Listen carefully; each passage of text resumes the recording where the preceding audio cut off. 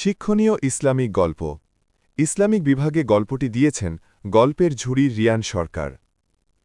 ইবনে উমর রাদিয়াল্লাহু বলেন, ১-২ বার বা ৫-৭ বার নয়, বরং এর চেয়েও বেশিবার আমি রাসূলুল্লাহ সাল্লাল্লাহু আলাইহি ওয়াসাল্লামকে বলতে শুনেছি যে, বনি ইসরাইলে কিফ নামে এক ব্যক্তি ছিল। সে কোনো গুনাহের কাজকে ছাড়ত না। একবার এক মহিলা অভাবে পড়ে তার কাছে আসলে সে ব্যভিচারের শর্তে তাকে ৬০ দিনার স্বর্ণমুদ্রা দেয়। যখন সে ওই মহিলার সাথে বদকাজ করতে উদ্যত হল, তখন মহিলাটি আল্লাহর ভয়ে প্রকম্পিত হয়ে কেঁদে ফেলে। লোকটি বলল, কাঁদছ কেন? আমি কি তোমাকে জবরদস্তি করেছি? মহিলাটি বলল, না, আমি এ গোনাহের কাজ কখনোই করিনি। আজ কেবল অভাবের তাড়নায় পড়ে এতে বাধ্য হচ্ছি। লোকটি বলল, অভাবের তাড়নায় পড়েই তুমি এসেছ, অথচ কখনো তা করনি? যাও, তোমাকে ছেড়ে দিলাম, দিনারগুলো তোমারই। সে আরও বলল, আল্লাহর কসম, এরপর আর কখনো আমি আল্লাহর নাফরমানি করব না। পরে এ রাতেই কিফল মারা যায়। সকালে তার ঘরের দরজায় লেখা ছিল, আল্লাহ তাআলা কিফলকে মাফ করে দিয়েছেন। জামে তিরমিজি হাদিস নম্বর ২৪৯৮, মুসনাদে আহমদ হাদিস নম্বর ৪৭৪৭। আরেকটি হাদিস, আল্লাহর রাসূল সাল্লাল্লাহু আলাইহি ওয়াসাল্লামের একজন সাহাবী, নাম থালাবা, মাত্র ১৬ বছর বয়স। রাসূল সায়ের জন্য বার্তাবাহক হিসেবে এখানে সেখানে ছুটোছুটি করে বেড়াতেন তিনি।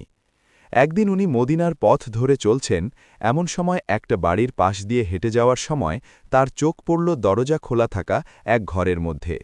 ভিতরে গোসলখানায় একজন মহিলা গোসলরত ছিলেন এবং বাতাসে সেখানকার পর্দা উড়ছিল বলে থালাবার চোখ ওই মহিলার উপর যেয়ে পড়ল। সঙ্গে সঙ্গে তিনি দৃষ্টি নামিয়ে নিলেন। কিন্তু থালাবার মন এক গভীর অপরাধ বোধে ভরে গেল। প্রচণ্ড দুঃখ তাকে আচ্ছাদন করল। তার নিজেকে মুনাফিকের মতো লাগছিল। তিনি ভাবলেন, কিভাবে আমি রাসূল সায়ের সাহাবা হয়ে এতটা অপ্রীতিকর কাজ করতে পারি, মানুষের গোপনীয়তাকে নষ্ট করতে পারি? যেই আমি কিনা রাসূল সায়ের বার্তাবাহক হিসেবে কাজ করি, কেমন করে এই ভীষণ আপত্তিজনক আচরণ তার পক্ষে সম্ভব? তার মন আল্লাহর ভয়ে কাতর হয়ে গেল।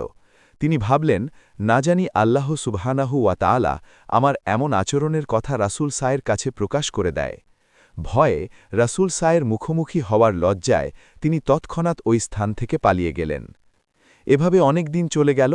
রাসূল সাল্লাল্লাহু আলাইহি ওয়াসাল্লাম অন্যান্য সাহাবাদেরকে থালাবার কথা জিজ্ঞেস করতেই থাকতেন, কিন্তু সবাই জানালো কেউই থালাবাকে দেখেনি।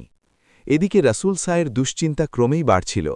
তিনি উমর রাদিয়াল্লাহু, সালমান আল ফারিসি সহ আরও কিছু সাহাবাদের পাঠালেন থালাবার খোঁজ আনতে।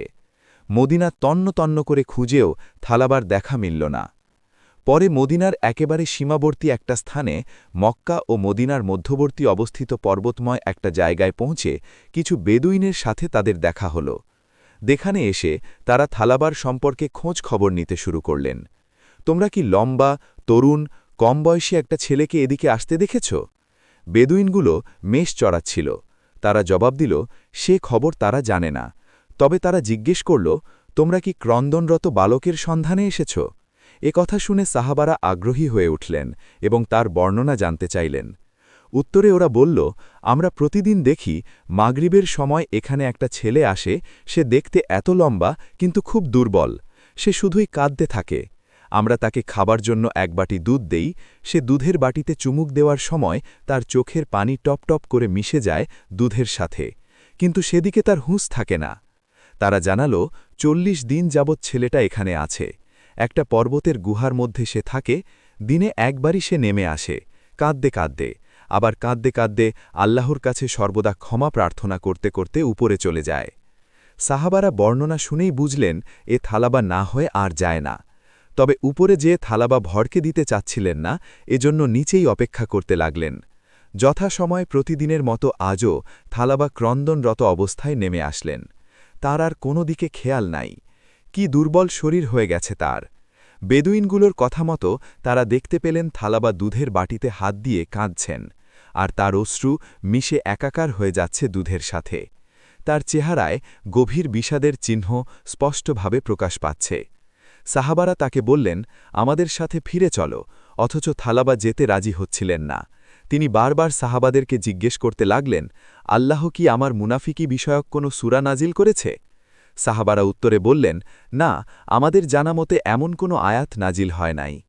উমর রাদিয়াল্লাহু বললেন, রাসূল আমাদের